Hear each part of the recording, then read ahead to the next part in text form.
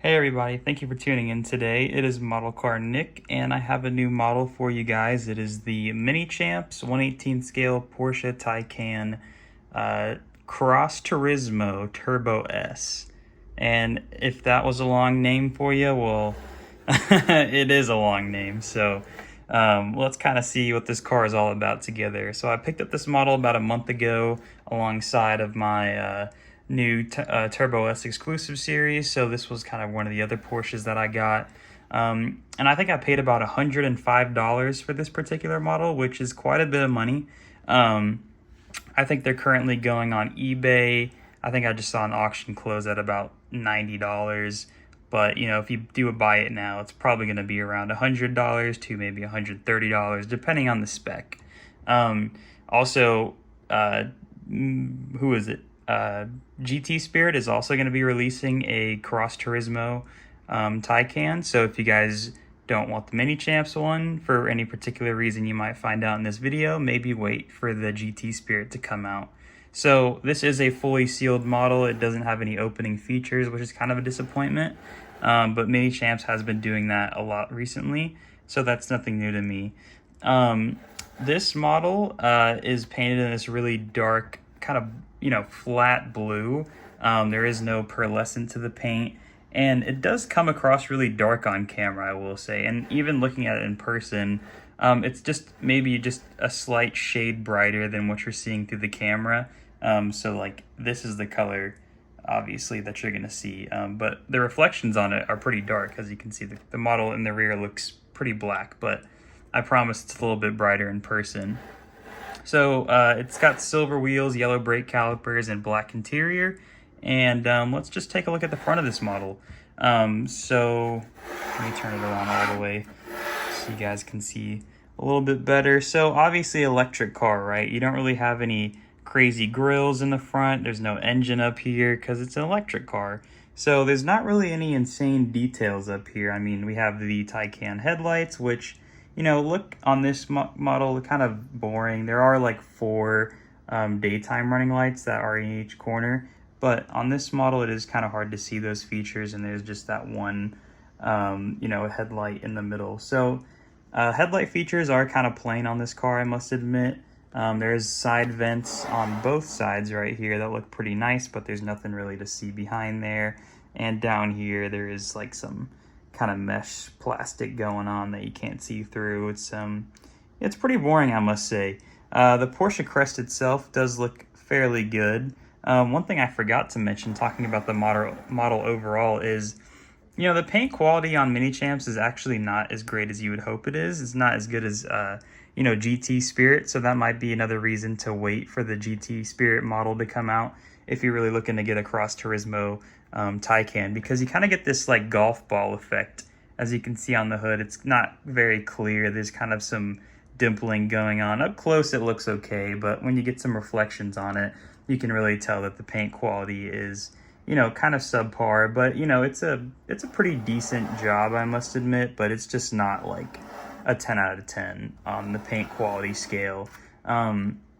But yeah, moving up here, obviously some pretty small windshield wipers, which may or may not be accurate to scale, but that's okay. I mean, I don't really focus on those details too much.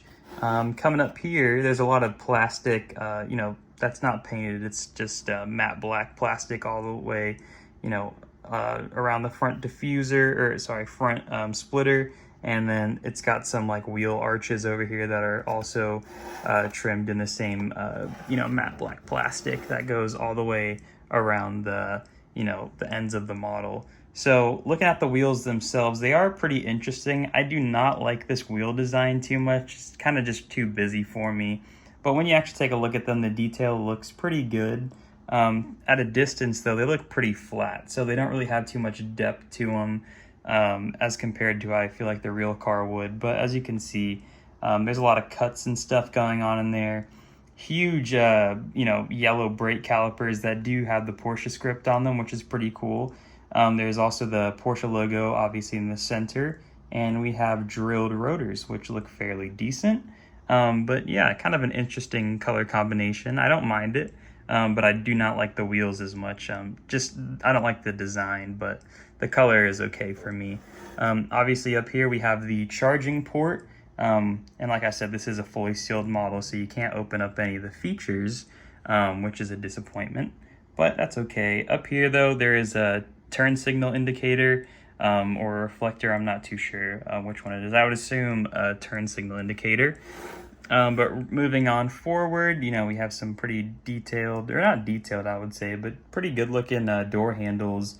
The mirrors themselves are fairly presented. Nothing really wrong with them. You're more of that matte plastic on the side skirts over here. The rear wheels are exactly the same as the front, so nothing really to complain about there. I will note there is a bit of a tint on the rear of the car, as you can see the difference, and it is also tinted on the roof and the rear window.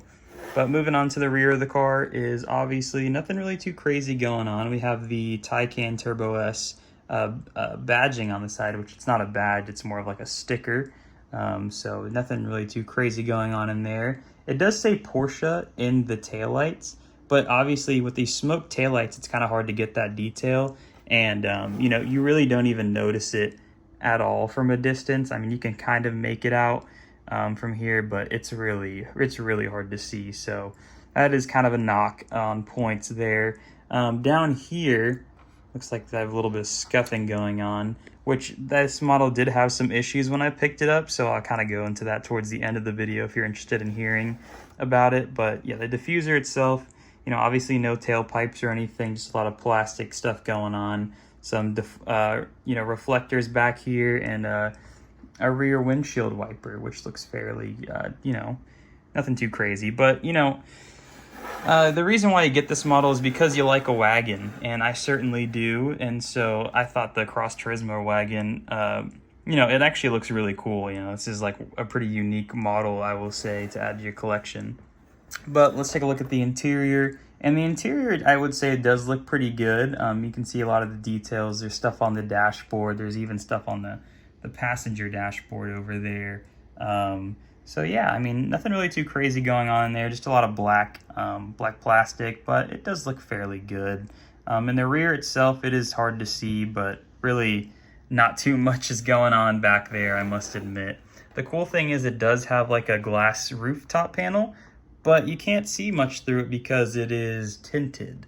So, you know, this model does have a few issues. You know, like, I hate the tint. I'm not a big fan of the wheels. And also the lack of details, kind of. I mean, I get it. It's an electric car. It doesn't really have too many details to begin with. But the ones that it does have, I feel that Minichamps kind of did a subpar job on. So overall, I think this model is probably a 6.5 on a scale to 10. Just because, like, you know, we saw the headlights, we saw the paint, and just some of the other features, the tint and the wheels, like I repeated a few times. But, you know, it's kind of just a really bland model, I will say. I mean, like I said, I mean, I love the design. I think it's a cool design, but when you really get up close with the features, it kind of falls apart just a little bit. So, some of the issues that I noted that when I got this model is that I had, you know, there was a crack on the windshield, or the window over here, and I think this mirror was glued back on down there, and I'm just noticing there's that scuff on the rear end of the model. So luckily the seller I buy these from, he's actually a really good guy, and he usually gives me like full refunds or partial refunds. But since this damage wasn't due to, you know, the shipping services, that he just partially refunded me like $55 for this model. So I'm in this model for literally $50, and at $50, this is a fantastic model. But, you know, I paid $100 for it up front, expecting it to be perfect. And, you know, for $100, you'd be better off buying the new Tycan exclusive series, or going a different route. I mean, it is a really cool car, I will say, but, you know, the details on it and the lack of features is kind of disappointing. I mean, the wheels do turn and stuff, and, you know, but I don't really care about that. I just want it to look good. But yeah, so $55 for me is an amazing deal. But you guys, I wouldn't really recommend spending $100 plus on this model unless you really, really want a Porsche wagon in your collection, which I do, which is why I did pay the $100. But yeah, so that's kind of my review on this model. I feel like I didn't do a great job, so I'm sorry about that. But thank you guys for watching, and if you are still here, you gotta give me a like. I really appreciate you guys, and also subscribe if you're not. So let me know what you guys think about this model. Is it worth it? Is it not? But besides that, you guys enjoy the rest of your day. Thank you for watching.